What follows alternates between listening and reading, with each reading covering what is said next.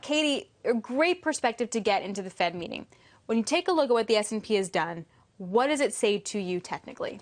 Well, obviously that August 24th low is very important for the S&P 500. Since we saw that low established, we've seen really contraction and volatility, and that has yielded what we call a triangle pattern on the chart. So it's just that sort of narrowing formation for the S&P 500.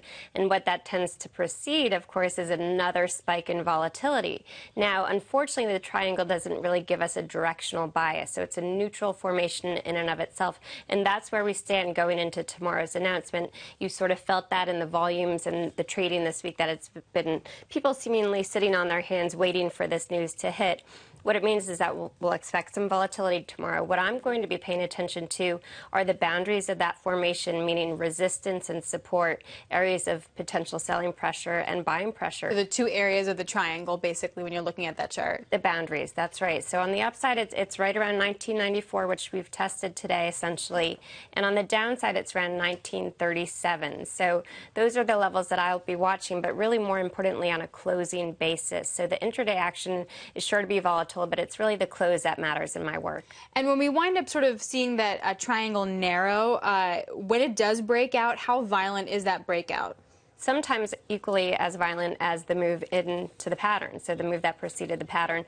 I would be surprised to see that, just given the nature of that August move. It was very explosive and quite unusual, of course, for the market, but that does tend to happen at times. The other thing that's really been moving in the market into the Fed, of course, is the two-year yields. Had a big breakout yesterday, its highest level since 2011. How does the breakout look to you? Well, the breakout suggests that there will be some positive follow-through or upside follow-through for the two-year Treasury yield. It does suggest that investors are anticipating the Fed to move, whether it be tomorrow or later this year. And what that means for equities, of course, is TBD. So we'll have to just watch that consolidation phase in the S&P 500. And we were just looking at the trend line versus the 200-day moving average versus the two-year yield. At what point does the yield get too overextended versus its trend line? Well, that can happen fairly easily. Sometimes when you see an overbought condition that's associated with a breakout, it doesn't matter, though. So it's hard to say exactly at what point that will stop. Maybe it's 1%. That could be a psychological level for it. I'm not really sure, but we'll just have to watch the indicators there.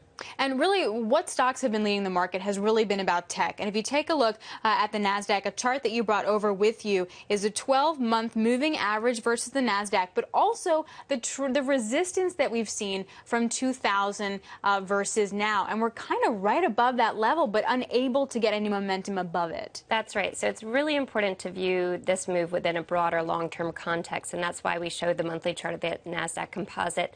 Still very much in a long-term uptrend despite the correction that we have seen. And importantly, it shows where the correction is coming from, and it's a retreat from that resistance from 2000.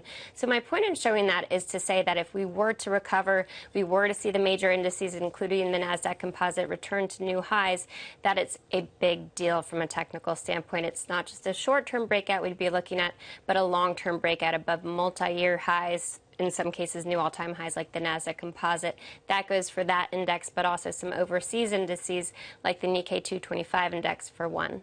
So tomorrow at 2 o'clock, what's the one chart you're going to be watching? Really, I'll have to scrutinize the S&P futures and the levels, the short-term levels intraday.